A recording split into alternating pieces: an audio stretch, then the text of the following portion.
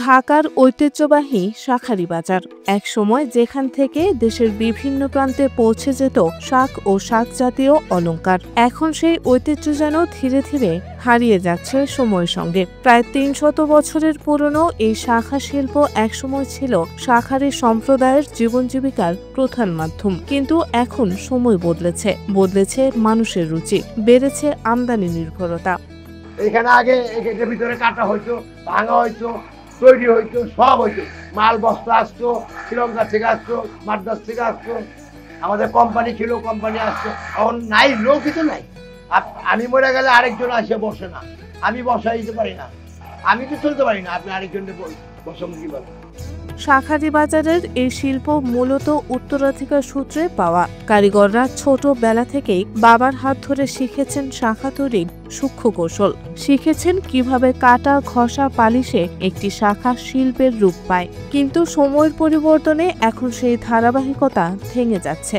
শঙ্খ থেকে শাঁখাটা হয় করতেছে, আর এই যে কাটিংটা করবে আরেকজন, শাঁখাটা ভাঙা শিল্পী একজন, ঠিক আছে, কাটা শিল্পী একজন, নকশা শিল্পী একজন, একজন, মোট 5 জন 6 জনের পরে শাঁখাটা বিক্রি হয় দোকানে। এই পেশায় পর্যাপ্ত আয় না থাকায় বেশিরভাগ কারিগরই তাদের সন্তানদের নিয়োজিত করছেন অন্য পেশায়। কেউ চাকরি করছে, কেউ ব্যবসায় নেমেছে। ফলে ধীরে ধীরে কমে যাচ্ছে কর্মদক্ষ মানুষের সংখ্যা। বর্তমানে পুরো শাঁখারী বাজার মিলিয়ে মাত্র 10 জন কারিগর রয়েছেন, যারা এখনো নিয়মিত শাঁখা তৈরি করে চলেছেন। তাদের হাতেই টিকে আছে শত বছরের ঐতিহ্য। তাদের পরে হয়তো এই শিল্পের প্রদীপ নিভে যেতে পারে নীরবে। বাবার থেকে কাজ করতাম, আমার বড় ভাই আছে, বড় ভাইও কাজ করতো, তখন কাজ করেন। আমরা তো কাজ করি না, কিংবা সপ্তাহের মধ্যে 15 দিন 18 দিন, মাসের মধ্যে 1 মাসে চলতে পারি না। আর ছেলেপেলে কেমনি চলবো? সারাদিন কাজ করা, 4-5 টাকা কাজ করা বহুত কঠিন। এখন শাঁখারী বাজার অন্ধকার, আমরা 7-8 জন কারিগর আছি, এইটাই আর কি আলো জ্বলতেছে। দূর শ্রীলঙ্কার গভীর সমুদ্রের তল থেকে উঠে আসে এক টুকরো সাদা খোলস, যা পরে পণ্যবাহী জাহাজে পাড়ি জমায় ভারতের মাদ্রাজে।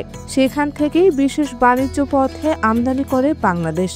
এটা শ্রীলঙ্কার থেকে আসে। শ্রীলঙ্কা হলো সমুদ্রের জিনিস, একমাত্র শ্রীলঙ্কা হয় আর মাদ্রাজ, এখান থেকে এটা তৈরি হয়। এটা সমুদ্রের জিনিস, এটা হাতে গড়ানো জিনিস না। এটা উঠে মনে করেন বালুর ভিতরে মাছ দিয়ে রাইখা দেয়, তারপরে হাট হয়, হাটে তারপরে এটা। আর এই শাঁখাটা হয় এক একটা সংকট থেকে 7-8 জনের কাছে গেলে তারপরে এই শাঁখাটা দোকানে আসে, বিক্রি হয়। এক একজনে এক এক কাজ করে। এটা ভাঙবে, এদিকে কাটবে, আবার আরেকজনে এরকম খুলবে, আরেকজনে নকশা করবে, আরেকজনে কোনো কিছু থাকলে ঠিকঠাক করবে। বাংলাদেশে এসে শুরু হয় এক অনন্য শিল্পযাত্রা।